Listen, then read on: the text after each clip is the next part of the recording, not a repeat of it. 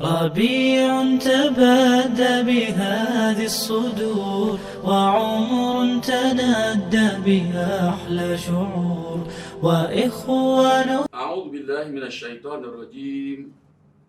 بسم الله الرحمن الرحيم. الحمد لله رب العالمين. الحمد لله الذي هدانا لهذا وما كنا لنهتدي لولا أن هدانا الله، والصلاة والسلام على أشرف خلقه محمد بن عبد الله صلوات ربي وسلامه عليه وعلى آله وأصحابه ومن نهج نهجهم ومن استنت بسنتهم ومن استرعى بعروتهم ومن استرشد برشدهم ومن اهتدى بهديهم إلى يوم الدين. إخوة الإسلام، السلام عليكم ورحمة الله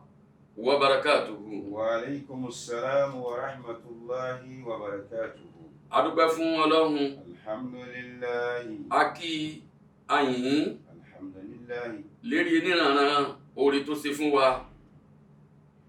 Ní ìtọ́jẹ́ pé ọ̀gá nú oore yìí,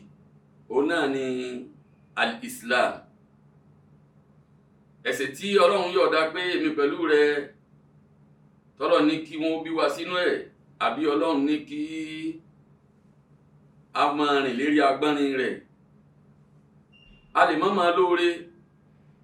ṣùgbọ́n gbogbo ẹni tọ́lọ̀ bá ní kó ní ojú inú tó sì mọ ọ̀rọ̀ ọ̀rọ̀ yóò mọ̀ pé alhamdulillahi ala ni'matil Islam. Torí pé Islam ẹ̀sìn kan ní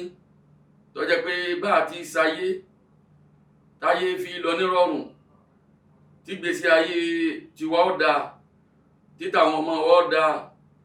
tí àwọn àrọ́mọdọ́mọ tí ìgbésí ayé wọn dáa. Ìsìláàmù ló fi ọ̀nà rẹ̀ hàn wá. Allahu Akbar. Ọba tí ó wá fi wá sójú ọ̀nà yìí, ọba náà la dúpẹ́ fún o. Alhamdulillah. Àlékún kẹ́ Ọlọ́run kó bá wa sí fún Ànábì wa Muhammad. Sallallahu alayhi wa sallam. Torí pé ballaga risala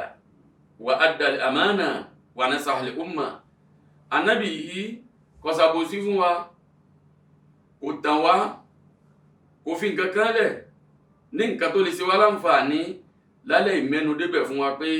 ẹ̀yin àlùmọ̀ mi, ẹ̀rìn báyìí o, báyìí ni ẹ̀rìn o. Èyí tí ó pa wá lára tó lè kó ìfàsẹ́yìn báwùjọ wa, èyí tó lè kó ìbàjẹ́ báwùjọ wa, gbogbo ẹ̀dà Nábì sálàyé sallallahu alayhi wa sallam. Àlékún kí àlékún gẹ̀ ọlọ́njẹ́ ọmọ bá Nábì. Àmín. Ìkẹ́ yìí kó má dúró lérí Ànábì, kó lérí àwọn sàhábà Nábì, àwọn tí wọ́n pẹ̀lú Ànábì tí wọ́n ràn Nábì lọ́wọ́ lérí ẹ̀sìn Islam, àtàwọn tábìínà, àwọn tí wọ́n tẹ̀lé wọn, àtàwọn tí wọ́n tó tẹ̀lé àwọn eléyìí náà títí fi díjọ́ gbé ní al-Qiyama. Kọ́lọ̀ nǹkan máa yọ àwa náà lè láìkẹ́ kíkí tó lóore jùlọ ń tí Ìsìláàmù pa wá láti pé a máa fi kíra wa, gbólóhùn pé àánú Ọlọ́run, orí àjẹjẹ tán rẹ̀ kọ́mọ bá gbogbo ẹ̀yin tí ẹ ń wò wá ní dédé àsìkò yìí tí ẹ̀ ń sì ń gbọ́ wa. Lénìí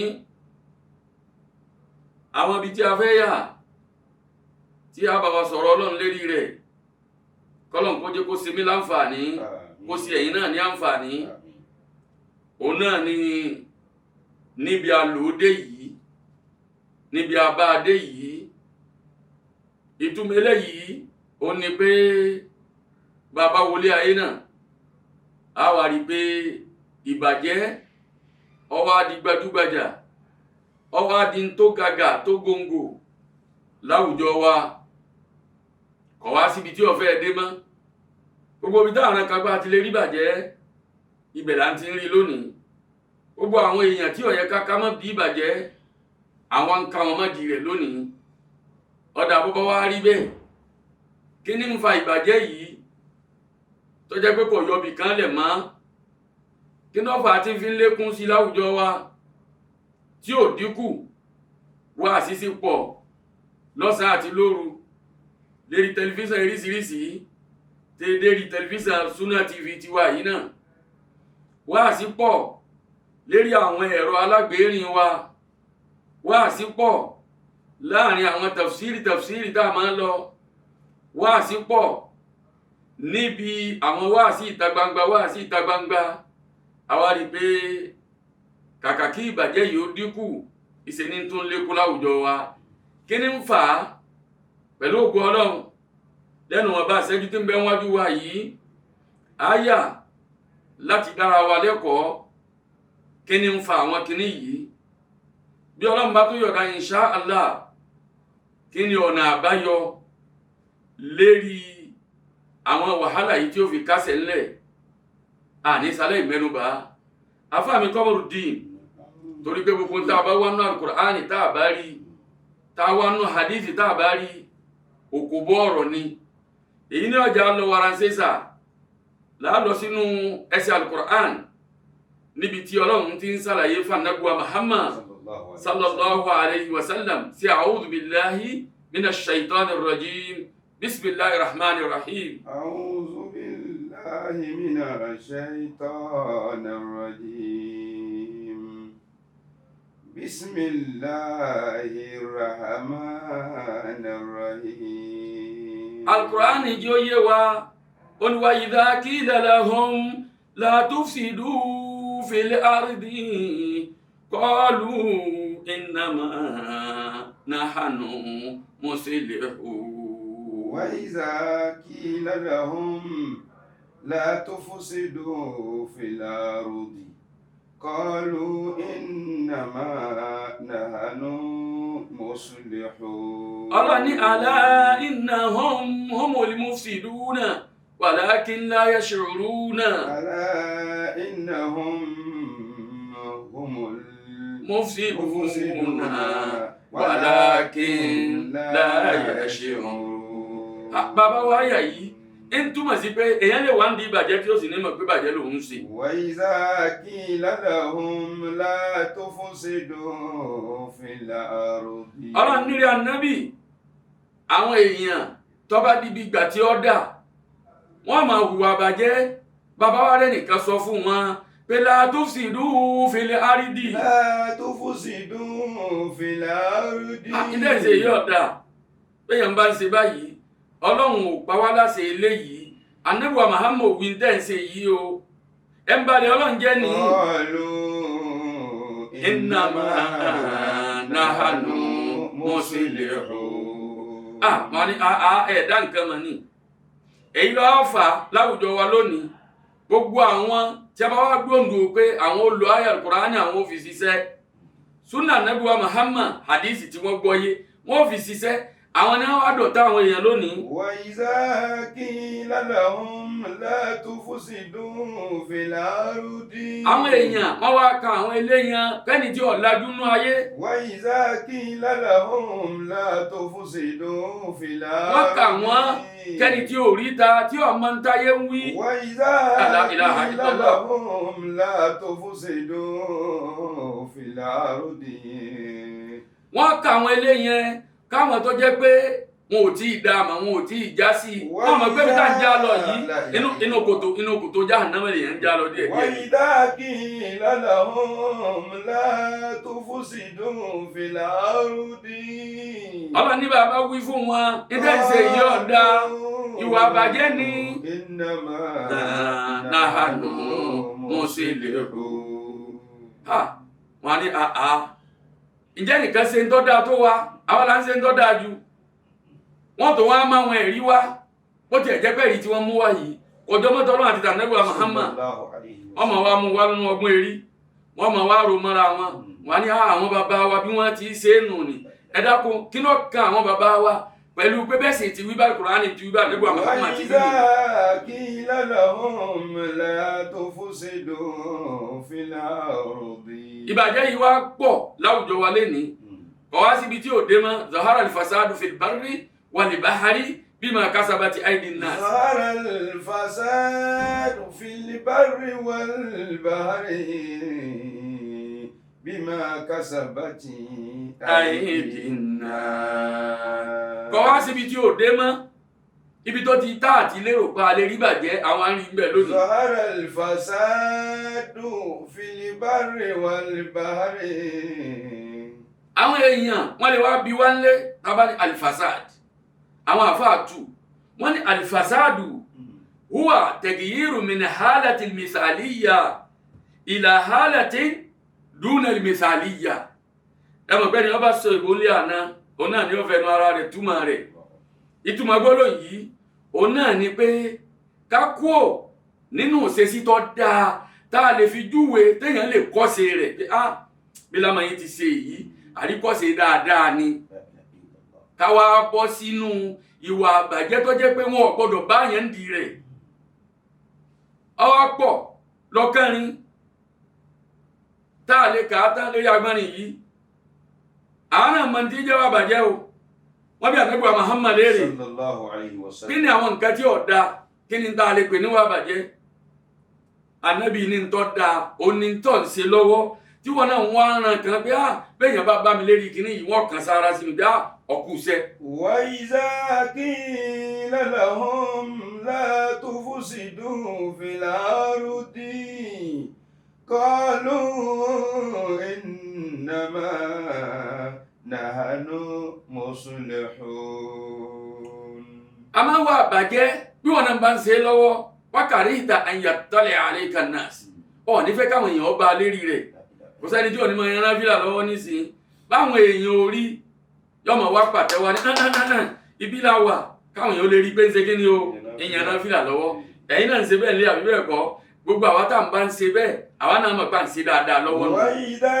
qila lahum la tufsidu fil ardi. ẹni tí ń tẹ tilawatul Qur'an tí ń ka Qur'an lọ́wọ́ sẹ́mi pé yóò fẹ́ káwọn èèyàn bá wọn lérí rẹ̀ táwọn èèyàn bá wá bá lérí ẹ̀ á ní bọ̀ wá náà tí ń parí ibi tí ń kà lọ́wọ́ yìí tí ń ṣe dáadáa náà ni. bẹ́ẹ̀ lómi bá fẹ́ yọ sàká a bá fẹ́ lọ sí hajj á kéde nílé ẹbí á kéde nílé ara kódà lómi àtọ́lóhùn ó ṣe sàárà nílé ìyá òun àtúnṣe nílé bàbá ẹ dákun ẹni ọba wá fẹ́ lọ ṣòfófó tọ́fẹ́ lọ bà tèèyàn jẹ́ tí ń ṣe kéèta tọ́fẹ́ lọ ṣe sìná tọ́fẹ́ lọ mutí ìjọ náà lè gbé hàn tí ó fi ráyé. wa iza qila lahum la tufsidu fil ardi qalu innama nahnu muslihun. ibẹ̀ làwọn afọ àtiwájú yé wa pé n tá ń pè ní wàá bàjẹ́ yìí adam ihtiram al-a'rafu wal qawanin adam al-ihtiram bil a'rafi wal qawanin ó ní ká mọ̀ pé kíní yìí bí tó yẹ ká gbé sí ní ààyè rẹ̀ ní káwá lèmi ó gbé kú òǹbẹ̀ bó ti yẹ ká ṣe é ní bọ́lọ̀ ti wí ní bí súnà nábì ti wí ní káwá lèmi ò ní ṣe tèmi bẹ́ẹ̀ ẹni ó bá ti dúró lérí agbọ́nrin yìí àbí òfin la nǹkan kan lélẹ̀ pé nǹkan báyìí o bó fi ti rí ní kéèyàn wá sọ pé ìdàkejì rẹ̀ lòun ó ṣe àsọ ó ti wọnú fàsádù nù. wa iza qila lahum la tufsidu fil ardi qalu innama nahnu muslihun. àwọn àfa bí ṣe sọ́ọ́rì shadid láì nígbàrá wa lásìkò wọ́n wá ní àwọn àsìbáàbù àwọn okùnfà àwọn ìdí pàtàkì tó jẹ́ kí àwùjọ owó wá bàjẹ́ lónìí ọ̀pọ̀ mélòó la fẹ́ kanu ẹ̀yìn adípèlé ẹnu wọn bá sanko tó bá jẹ́ bẹ́ẹ̀ fatisu wala dhalik káwa náà tá ń gbọ́ wa ń lé káwa wò pé eléyìí ọjọ́ ra wọn ọfẹ́ jọ ń táwọn àfa mú wa bọ́ba wa jẹ́ bẹ́ẹ̀ ǹjẹ́ lẹ́yìn náà ara wà bàjẹ́ ni máa ń kọ́ sàmárà ábí máa dámú yàrá ntẹ̀yìn bá rí ń gbà mí ọwọ́ àwọn pé ntọ́mú wa rí eléyìí ń túmọ̀ sí pé ń tá a rí tó náà fara ju eléyìí ọ̀fẹ́ burú ju eléyìí lọ. wa idha qila lahum la tufsidu fil ardi qalu innama nahnu muslihun. àwọn àfa wọ́n gbé níbi fasadu l-i'tiqadi àdìọ́kẹ́ ẹnìkọ̀ọ̀kan wa ibi tí nǹkan ti kọ́kọ́ bàjẹ́ lákọ̀ọ́kọ́ nù ni torí pé idha kana al-mu'taqidu fasid kana as-sa'yu fasidan gbogbo ẹni tí èrò kan bẹ lẹ́mìí rẹ̀ bẹ́rò rẹ̀ bá ti lè burú gbogbo òní tí ọmọ rẹ̀ ó máa ṣe kí ni aláyé ọmọ burú ni torí pé àdìọ́kàn rẹ̀ ó ṣe kí ni o kódà nípa atọ́lọ́ni nípa bá àti bẹ́ẹ̀dẹ̀ ẹgbẹ́ ara ẹni lò ní ǹjẹ́ ń gbọ́ mi yé gbogbo ẹni tí ó bá ní àdìọ́kàn tó múnádóko tó jiná tó sì dáa lápèjúwe ẹnu tẹ̀yàn kọ́kọ́ gbà àdìọ́kàn pé ọlọ́hun ọba tó ní àsìn yìí èèyàn á sìn ní bẹ́yàn ọba sìn yóò jẹ níyà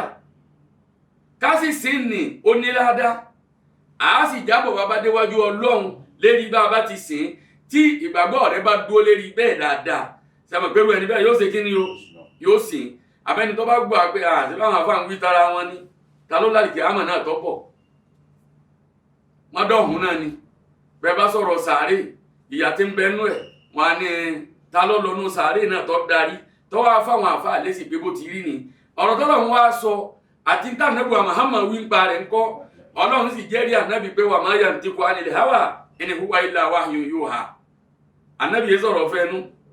ntọ́lọ́mbá ni ó wí ní wí ń túmọ̀ sí pé gbogbo ntá ànábì wá ti wí ni tá a bá wádìí rẹ̀ tó fẹsẹ̀ múlẹ̀ tí èsè pé hadithul makdhub èyí tá a fi parọ́ mọ́ ànábì àbí ntẹ́nì kankan ronú tó gbójú òkè tó kàn wí nǹkankan gbogbo ọ̀rọ̀ náà òun náà ṣiṣẹ́ pẹ̀lú al-Qur'an. wa iza qila lahum la tufsidu fil ardi qalu innama nahnu muslihun. àṣẹ àníyàn wa ọkàn wa ní àkọ́kọ́ jí àfà ilé kọ́kọ́ bàjẹ́ ní gbogbo nǹkan fi ń bàjẹ́ là ń fi wọn ba nǹkan jẹ́ àwọn àfà wa ní ọ̀dà nínú nǹkan tó tó ṣokùnfà pé àwùjọ wa bàjẹ́ dọ́àful iman ìgbàgbọ́ wa le púpọ̀ ká tó fà á díẹ̀ bí ọba ti tóra wọn ìsílẹ̀ mìíràn ọmọ sọ fún ọ pé ṣéèdì tó jókòó sí ni wọ́n ní ọmọ ṣàdúà wọ́n ní ọmọ ṣàdúà àdánwò wa ń dé bọ̀ ìkan ṣẹlẹ̀ ọyẹ ìyanjú ẹ̀ tán èmi tó tẹ̀lé ọ rí pé ibi tọ́rọ̀ dé ni ọbẹ̀sẹ̀ rẹ sọ̀rọ̀ nù ni wọ́n máa wá dásà bú pé béèyàn bá ń ṣe yá Allahu àfi kó ṣe kí ni kó ṣe yá àyáṣẹ̀ àṣàbútà máa dànù ni ìtumọ̀ yá àyáṣẹ̀ ni pé ọ máa kojú wọlé káàkiri ọ sì máa lọ ṣẹbọ pẹ̀lú Ọlọ́run ọ máa lọ dànkà mí pọ̀ mọ́ Ọlọ́run kọ́ lé bá rí tó ń fẹ́nu ayé. wa iza qila lahum la tufsidu fil ardi qalu innama nahnu muslihun. lára àgbàgbọ́ wa tó lẹ̀ yìí afáàmì Kamaruddin lára àgbàgbọ́ wa tó lẹ̀ yìí àwọn tí wọ́n ké tí wọ́n fa tó yẹ ká rí ìwà àbàjẹ́ pé ìwà àbàjẹ́ ní ìṣẹ̀lẹ̀ yìí o tá a sọ àwa ní lè sọ torí pé tá a bá sọ ìjìyà tí a lè rí látara rẹ̀ àti ìdààmú tó lè bá wa látara rẹ̀ ẹ̀yin náà máa gbọ́ o ń ṣẹlẹ̀ àbí ó ṣẹlẹ̀ bẹ́ẹ̀ kálukú wa ká pera wa sákìyèsí ẹ̀yà wa wò lónìí pé ẹ̀ máa ń bolówó kan rìn tó bá wùwà tó kù díẹ̀ káàtó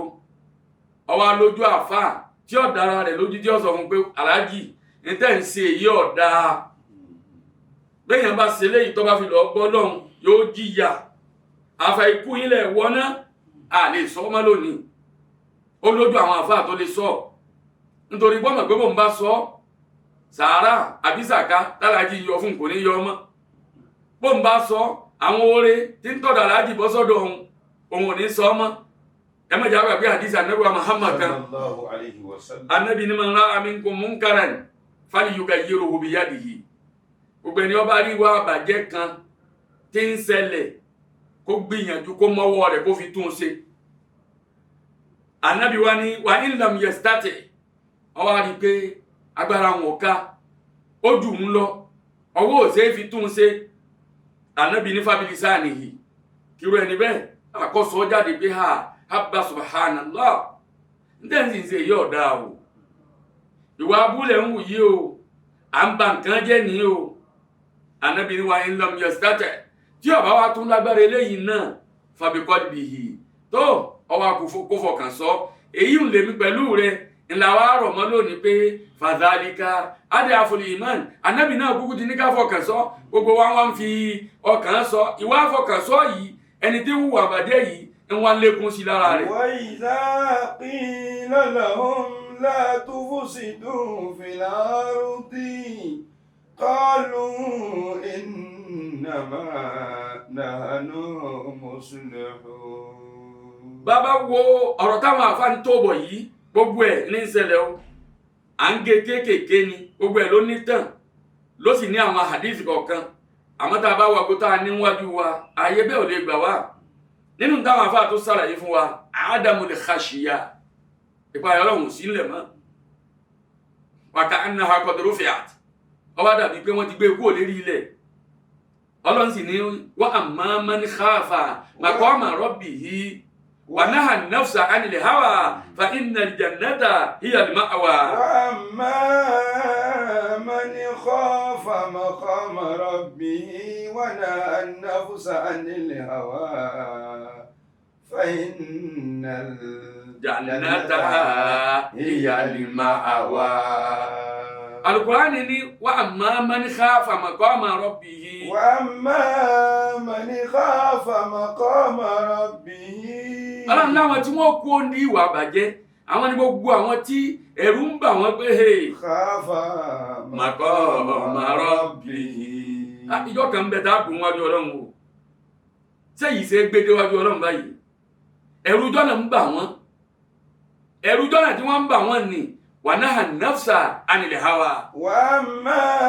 man khafa maqama rabbihi wa naha an-nafsa 'anil hawa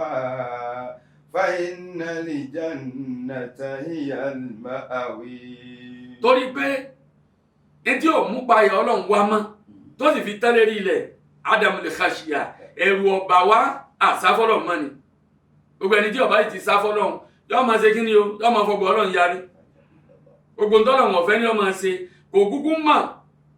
kò sì bẹ̀rù pé wọn ò dùn níwájú Ọlọ́run jọ kan tó wọn ṣàlàyé nípa bóun ti ṣe àtọ̀nà tó ń gbà ṣe ẹjẹ́ àwò ọ̀nà tá ń gba akọ́rọ̀ ọjọ́ lónìí ta ló bẹ̀rù síro tí ó ṣe lérí ẹ̀ àwọn dúkìá tá ń kójọ yìí à ń kàn kó wọn jọ náà ni káwá bẹ̀rù pé bí n bá kó o jọ kí ni ìwì níwájú Ọlọ́run àwọn sálàfù sálẹ̀ àwọn ẹni ìṣáájú àwọn ẹni àná báwọn bá ń ṣe àbí wọ́n gbé nǹkan kan wá fún wọn àbí nǹkan náà rú wọn lójú wọn wá wò wọn ní eléyìí ò ṣe é gbé déwájú Ọlọ́run lọ́tọ̀ kẹfà àfàjà wọn á bùn mọ́tò ó ní mo lọ ti rí ọlọ́tí lòun máa tà owó tí lọ fi ra mọ́tò yóò ní bẹ́ẹ̀ ni gbé padà èmi pẹ̀lú rẹ̀ láàjọ wá pé inú yàrá bá díjọ́ gbé ní àlìkẹ́ àmọ́ mọ́tò wo ni ń gùn ọdún mélòó mo fẹ́ gùn fún kí n má gùn mọ́tò láyé kọ́nà wọn wá fún mi ní tó ju mọ́tò lọ lálìkẹ́ àmọ́ ó pé mi wa naha an-nafsa 'anil hawa tẹ́ bá wò ó kìí ṣe pé mọ́tò wà wọ́n náà gùn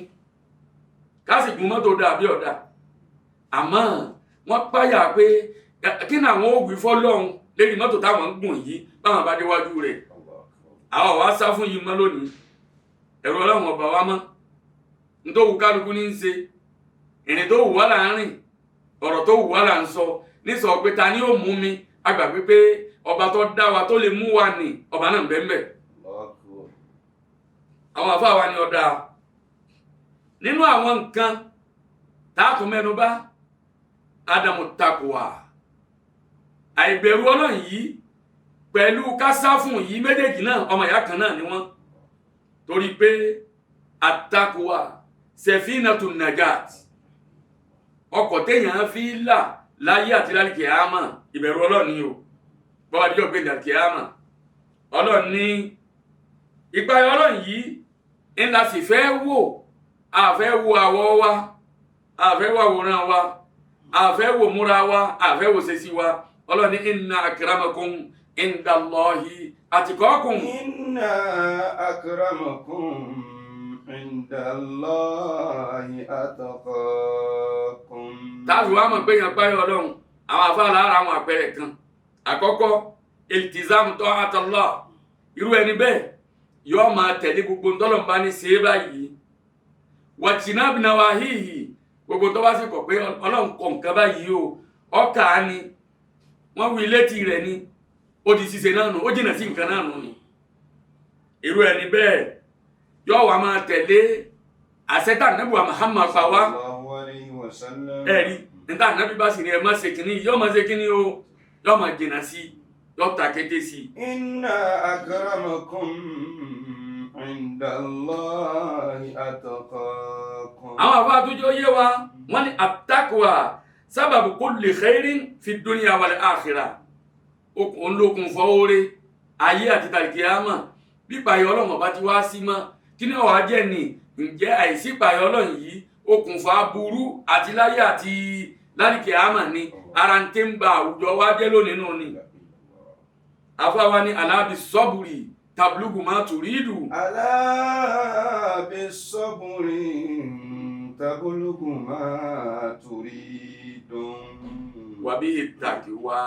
يلين لك الحديد وبالتقوى يلين لك الحديد. ẹni báyọ̀ ọlọ́run mọ́ ló fi di pé gbogbo nǹkan le. ألا بالصبر تبلغ ما تريد.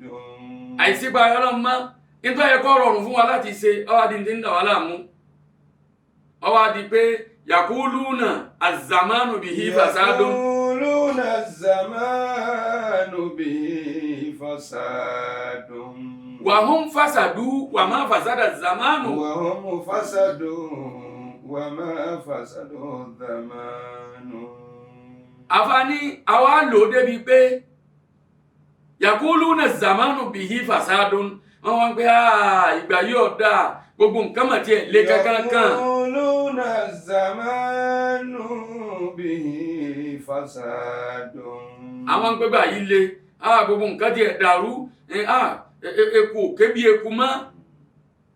ẹja ò ké bí ẹja mọ́ ẹyẹ ò ké bí ẹyẹ ọmọ èèyàn náà ò fohùn bí ọmọ èèyàn mọ́. يقولون الزمان به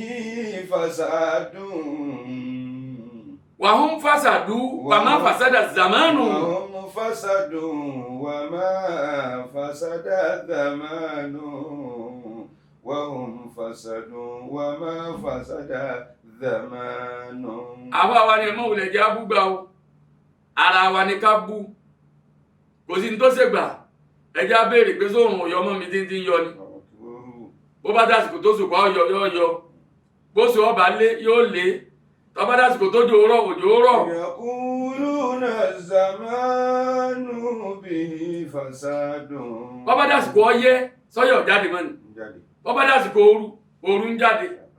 La ilaha illallah. يقولون الزمان به فساد وهم فساد وما فسد الزمان. Sayyidina Ali karramallahu wajha àwọn àfa kan sára sí lérí àlàyé tó ṣe fún wa ń pa àpáyà ọlọ́run. Sayyidina Ali ní níta ń pè nípa àyà ọlọ́run ó wá ṣàlàyé ẹ̀ lẹ́kùnrẹ́rẹ́ ó ní al-khawfu min al-jalil kéèyàn ọmọ páyà pé ọba yìí bò áyà bọ́bá fẹ́ mú mi ó lè mú mi wal-amal bit-tanzil ká máa wá lo ní Al-Qur'ani bá wí ká máa fi ṣiṣẹ́ wal-qana'atu bil-qalil ẹnu wọn bá ń tọ́ ọba wá rí tọ́ jẹ tọ́ ní fi jẹ haramu yóò tú ọ wal-istidad li-yawmi rahil ká máa wá gbéra dì pé àárín àjò ń jọ kan á kó omi àwà yìí ń jọ kan o ibi à ń sì ń lọ ó jìnnà ojú ò tó bẹ́ẹ̀ èyàn sì gbọdọ̀ di ẹrù tó mú yàn lọ́wọ́ tí ó tó yàn kó mú lọ́wọ́ dọ̀hún. wa man yattaqillaha yukaffir anhu sayyi'atihi. lábá fi ní khalli dhunuba saghiraha. khalli dhunuba saghiraha. àbá ní khalli dhunuba bẹ́sẹ̀ tí wò ó lè mọ saghiraha ó kéré ni. àfà tètè jìnnà sí. wàkàbíraha zakataqi. zakatukọ. wákẹ̀bíraha èyí tó tóbi inú ẹ̀ṣẹ̀ náà sá fún zakatukọ èyí tá a lè pè nípa ayọ̀ ọlọ́run náà ni. khalli zunuba saghiraha wàkàbíraha zakataqi. má fojú kéré ẹ̀ṣẹ̀ kan. àpè ọlọ́run foríjìn wá o àtúbà. ọlọ́run foríjìn wá o àtúbà. àwọn ẹ̀ṣẹ̀ kan bẹ àwọn alárò kó kéré àwọn ẹ̀ṣẹ̀ kan bẹ àwọn alárò kó tóbi ẹ̀ṣẹ̀ kan ò kéré lọ́dọ̀ sàtíyà ọlọ́run foríjìn wá o àtúbà. afáàmì Kamaruddin dákun káyà kan ọlọ́ni inna Allaha ma'al ladhina ttaqaw wal ladhina hum محسنون. إن Inna Allaha ma'al-ladhina ttaqaw wal-ladhina hum muhsinun. Ọlọ́run lémi Ọlọ́run ìmọ̀ wà pẹ̀lú àwọn tí wọ́n ń páyà mi. Àìwá páyà rẹ̀ mọ́ ọwọ́ àdìgbọ́lọ̀ kò sí pẹ̀lú wa mọ́ ń bẹ pẹ̀lú wa kìí ṣe kókó àmọ́ àfà ìrànlọ́wọ́ rẹ̀ tó yẹ ká máa rí àwárí mọ́ àwọn tí mo sí gbà. Alladhina taqaw walladhina hum muhsinun. Ẹ wá wo lónìí àwọn ẹ̀jẹ̀ èlò wọ́n tó sọ pé ya Rabb ya Rabb ya Rabb wọ́n tó wí lẹ́ẹ̀kínní ẹ̀kejì ẹ̀kẹta Ọlọ́run máa dá wọn lóhùn pé ya abdi salma ma turid. Inna Allaha ma'al-ladhina taqaw wal-ladhina hum muhsinun. Dídúró tí wọ́n dúró pẹ̀lú Ọlọ́run ìpayà Ọlọ́run tí wọ́n ní ẹran wá ń jẹ́ káwọn náà orí èrè ìpayà Ọlọ́run náà jẹ́ ọwọ́ àdí pé wọn ò wá dààmú gbogbo tí wọ́n bá ń fẹ́ ni wọ́n lọ bá wọn nírọ̀rùn wọ́n wá ń jẹ̀jẹ̀ mú rọrùn wọ́n ń lo ìgbésí ayé gbẹdẹmukẹ́ àfà ìgbésí ayé wọn èèyàn ò fi tọrọ ọwọ́ àdí lónìí gbogbo ẹ̀ wá ṣe páká ọwọ́ àhá gbogbo wa lọ́rùn. Inna Allaha ma'al-ladhina taqaw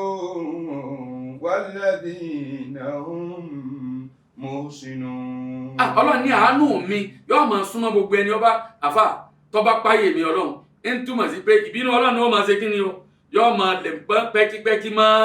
gbogbo ẹni tó ń tí ọ̀sá fọ́lọ́run tí ń mú òfin Ọlọ́run tí ń lo bó ti wù ú ẹ wàá rí lónìí àwọn àjòkó àdúrà àṣàdúà Ọlọ́run lọ́mọ yẹ ya Rabb wọ́n sọ fẹ́ lómi pé idha kunta fi hajatin bí bùkátà kan bá dé faqul ya hayyu ya qayyum alifan sẹgbẹ̀rún ya hayyu ya qayyum ẹlòmí wà ní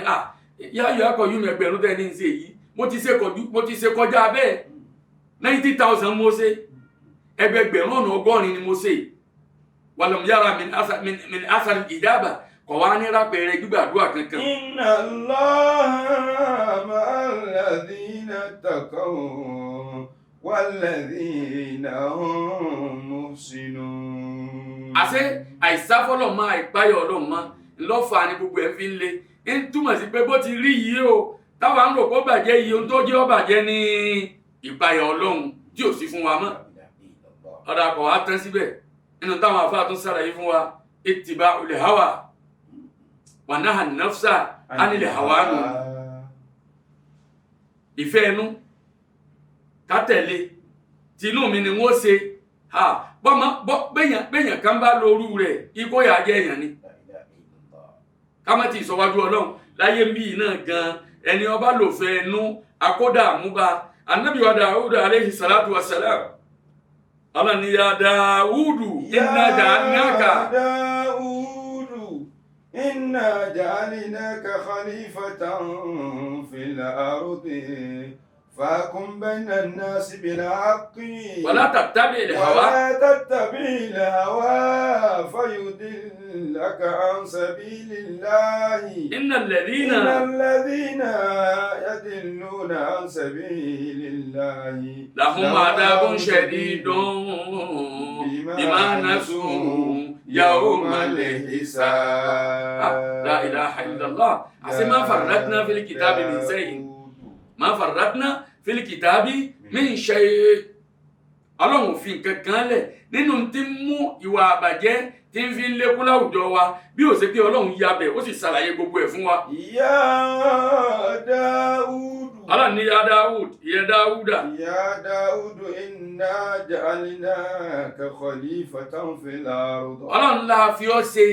àrólé lérí ilẹ̀ máa yanjú ẹ̀ akáwọn nǹkan kan lé ọ lọ́wọ́ pé àdáálé ọláyà wọ́n náà ni ọmọ yanjú yìí. Inna ja'alnaka khalifatan fil ardi fahkum bayna an-nasi bil haqq. Bọ́ bá wá fẹ́ máa ṣe ìdájọ́ láàrin àwọn èèyàn àfi ọjà dájọ́ ẹ̀yin àwọn adájọ́ wa lónìí yattabi'una al-fulus wal-hawa bẹ́yàn jàre lónìí ó lè padà jẹ̀bi àti rí a sì fetí gbọ́ lẹ́ni tó jẹ́ pé inna as-safa wal-marwata min sha'airillah òun ni wọ́n jẹ lówó wọ́n jẹ ń gbèsè àfáàmì Kamaruddin wọ́n jẹ èèyàn ń gbèsè àwa lọ gbàwé lọ́dọ̀ àwọn ọlọ́pàá ẹni ọjẹ́ lówó yìí náà nítorí náà gbẹ̀mí lé ni pé kò síbi tó lè gbé e lọ yọba wa ń bẹ̀ àwa la wà lókè wọ́n sì pé ẹni báyìí wá gbàwé fún ọ láìra ilé náà ni ó ti yanjú ẹ̀ lérí fóònù a ní ẹ ti mọ́lé kọ́bá yà máa yanjú ọ̀rọ̀ rẹ̀. Dáúdù inna ja'alnaka khalifatan fil ardi fahkum baynan nasi bil haqq. ẹni wọn mẹ́jọ èèyàn lọ oní òtún wọn á jẹ̀bi bọ̀ wọn tún wá tì mọ́lé wọn máa pé ẹ dá mi dúró ni wọn ní jòkó wọn wà dá jòkó ilé ọwà sú wọn bá àánú Ọlọ́run pàdé bóyá wọn lè fi ilẹ̀ pé kó máa lọlé bí ọba bá àánú Ọlọ́run pàdé wọn wá wárọ̀ kan wọn wá hun mọ́ lẹ́sẹ̀ wọn ní dààmú ẹni ọjẹ́ ń gbèsè ẹ̀ ládàáwò ẹ dákun irú ẹni bẹ́ẹ̀ tá a wá lò fẹ́ ẹnu tá a là jùlọ fún tá a fi wá jẹ níyà lérí ẹ̀tọ́ rẹ̀ kó má wàá wí nǹkan kan Ọlọ́run ó gbé níjà bí ò ní gbé níjà. Ya Dáúdù inna ja'alnaka khalifatan fil ardi. àwọn afáàjọ yé wa tọ́lọ̀ fi kí ẹ̀fà nàbì Dáúdà wọ́n ní Ọlọ́run mọ̀ pé ní tá ń pè ní al-hawa ìfẹ́ ẹnu min asbab al-ikhtilaf ìmọ̀ jẹ́ kí ìyàpẹ̀ ẹnu ó ṣẹlẹ̀ láàrin èèyàn ni wa wuqu'ul farqa ìsì máa jẹ́ ká pinra wa yẹ́lẹyẹ̀lẹ bọ́lọ̀ ti wí ní eléyìí òpè rárá bó ti wí ní kò wí bẹ́ẹ̀ èmi ò ní gbà ẹ̀rí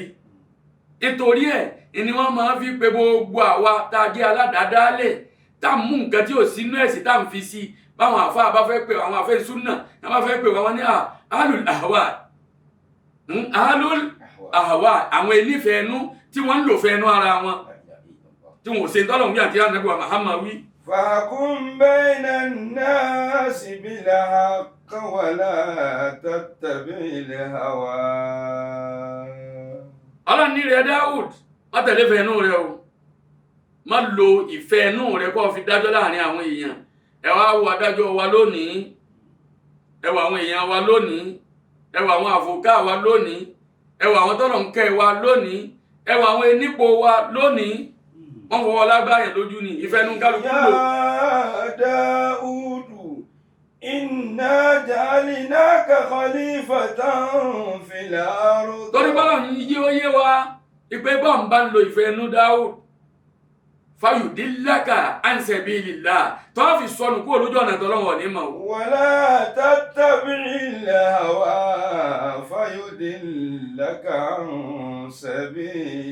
sabilillah. ẹni ọba wa ti sọnù kó lójú ọ̀nà tọ́lọ́wọ̀ níbo ni ọbọ̀ sí ojú ọ̀nà bínú Ọlọ́run náà ni ọbọ̀ sí méjì náà ni. an sabilillahi lahum adhabun shadidun bima nasu yawmal hisab. ẹ dákun ó lè ya ó sì lè lágbára lára wa èyí tó bá kàn wá mẹ́ka tó bẹ̀ sí ni o kíní yìí ń bàjẹ́ lọ ọ̀gẹ̀dẹ̀ ń bàjẹ́ àní ń pọ́n ọwọ́ adi pé ìbàjẹ́ là ń fi ń sayọ̀ ọyọ̀ lónìí àtọmọ wa fi ṣe fáàdí láwùjọ ní táwọn ẹni ìjẹ́ èlò tí wọ́n kó síbẹ̀ pẹ̀lú ìmọ̀ kan wọn á wá tilẹ̀kùn mọ́rí wọn á wá sunkún ọwọ́ adi pé lónìí àwọn wa ń fi bàjẹ́ sayọ̀ ọyọ̀ bàbá ṣe é tán àtọmọ wa invite àwọn èèyàn lérí tí ọ̀dà pé wá bá wa wò ó àṣà àtúgbò ìpamọ́ lónìí ẹ̀ ń wá ń lékún sí ẹni ọba wa rí pé lágbájá ṣe bàjẹ́ báyìí ayé òsì rí nǹkan kan sọ sí ń túmọ̀ sí pé èèyàn lè ṣe bẹ́ẹ̀ nù òun náà wàá tẹ̀lé erípa eléyìí nì nígbà tó náà kọ́ṣe rẹ̀ òun ṣe ẹlòmíì náà tó kọ́ṣe rẹ̀ ń kalẹ̀ lọ díẹ̀ díẹ̀. Innal ladhina yadilluna an sabilillahi lahum adhabun shadidun bima nasu yawmal hisab. àwọn àfáà as-salafi salih àwọn ẹni rí wọ́n ní ihdaru minan nasi sinfayni àwọn èèyàn méjì yìí ẹ bẹ̀rù wọn dáadáa o ẹ ṣe kí ni o bẹ́ẹ̀ bá sá má bá wọn ṣọ̀rẹ́ jìnnà sí wọn wọ́n bá wá bí ó pé lágbájá pẹ̀lú wọ́n pẹ̀lú ẹjọ́ máa ń rìn tẹ́lẹ̀ ni kò sí bá rìn mọ́ ọ̀rọ̀ wa ti yàtọ̀ kọjọ́ra wọn mọ́ alákọ̀ọ́kọ́ nù wọn sọ́híbù hawa ẹni tó ṣe pé kọ́dífà tánà wo àwáwù ìfẹ́ inú rẹ̀ yìí àfà ó ti kó tí ọ̀dà sínú ọpọlọ ó ti dérí rẹ̀ rú à ń kàn wò ní kò sí dáadáa mọ́ ẹni àkọ́kọ́ nu wàsáhìbù dúnìyà àtẹnitọ́ jẹ́ pé àásá dáadáa ayé yìí by all means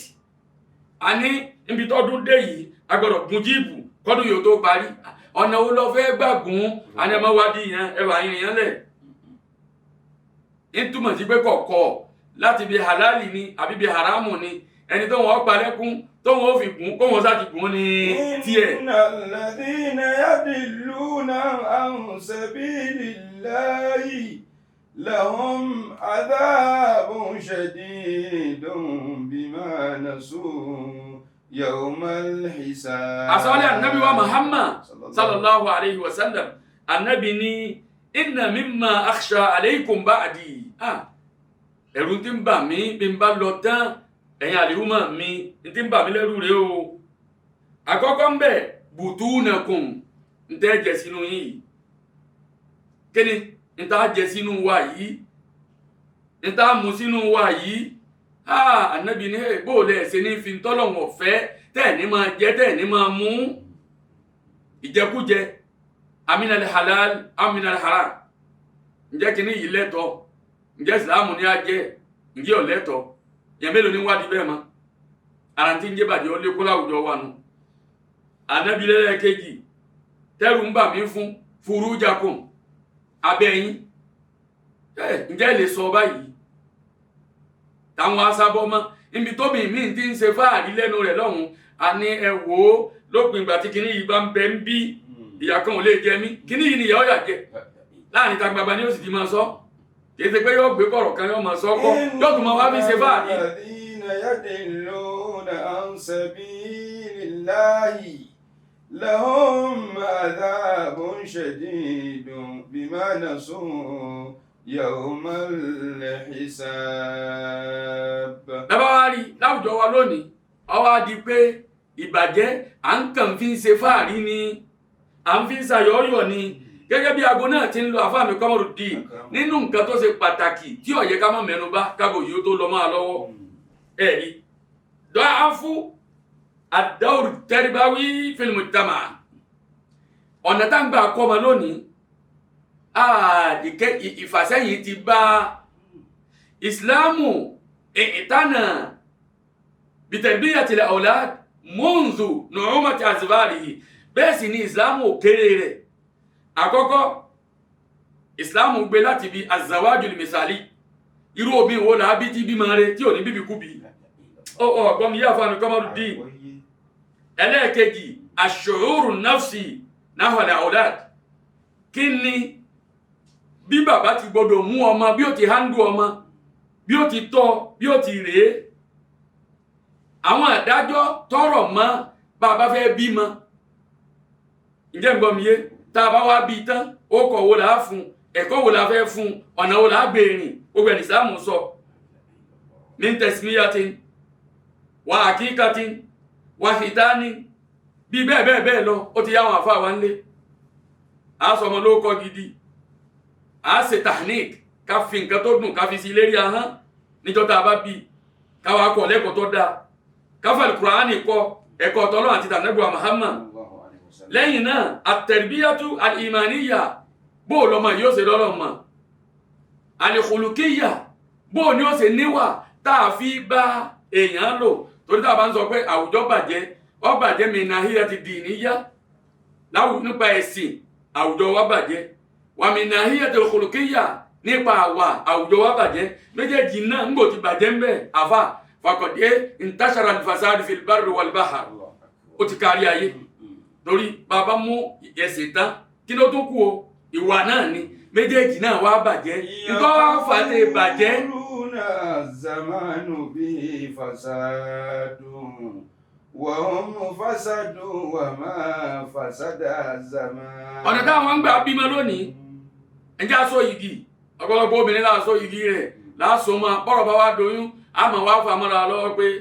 àbẹ́rì rẹ̀ dàrú èmi nìkan mo súnmọ́ ilé olóko àfáàtọ̀ ń kọ́ ẹni dákọ̀ ẹnìkan àní òun náà ṣe ẹ̀ẹ̀kan tiẹ̀ la ilaha illallah. yaquluna nǹkan kẹta tá ànábì ló ń bà wá ń bà ń lẹ́rù lérí ọ̀rọ̀ wa kí torí báwọn èèyàn ń wò wá ń lé ànábì ní wamudillati ahwa àwọn tí ìfẹ́ ẹnu sọ wọ́n nù ọlọ́mọdé ìfẹ́ ẹnu wọ́n sọ wọ́n nù. ẹ dákun gbogbo àwọn nǹkan wọ̀nyí àkọ́ mọ́mọ́ lónìí o à ń kàn bímọ ni o. bàbá mi tọmọ bá fẹ́ agbo oúnjẹ níta níyà àti ẹnu àwọn ìyá yìí aláǹsanwó iléèwé náà ni ìjọba rẹ ń lọ iléèwé ọ̀wádìí ọmọ ń lọ ilé kéwú bọ́ọ̀ tí ẹ̀ mọ́ ọ̀wà halẹ̀ mọ́ wákà fún mi ọmọ wà rí pé kínní ìjọ ti kírun náà òbí mélòó ní bí ọmọ rẹ̀ bẹ́ẹ̀ àwa sọ ẹ̀kọ́ nù láwùjọ wa àkọ́ wọn lẹ́kọ̀ọ́ tọ́lọ́hùn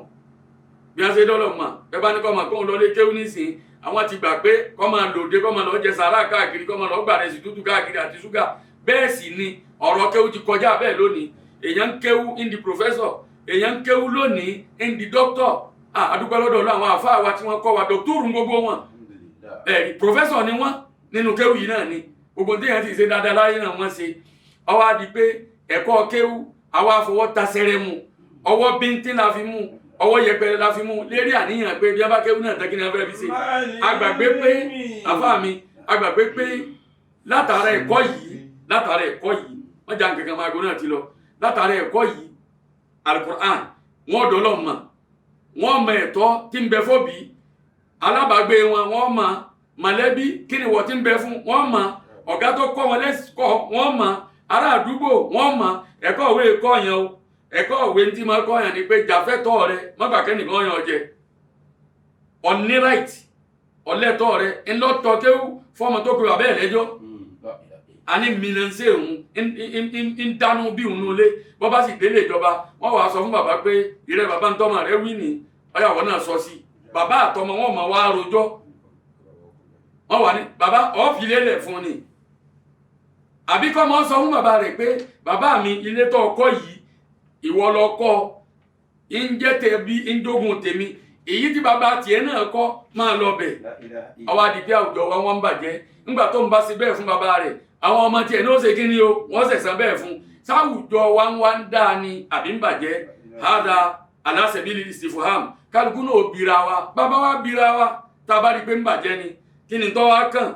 àtẹ̀yìn àtàwa náà ọlọ́run jẹ́ àlè ṣàtúnṣe rẹ̀ fa subhanaka allahumma wa bihamdik nashhadu an la ilaha illa anta nastaghfiruka wa natubu ilayk سبحان ربك رب العزة عما يصفون وسلام على المرسلين والحمد لله رب العالمين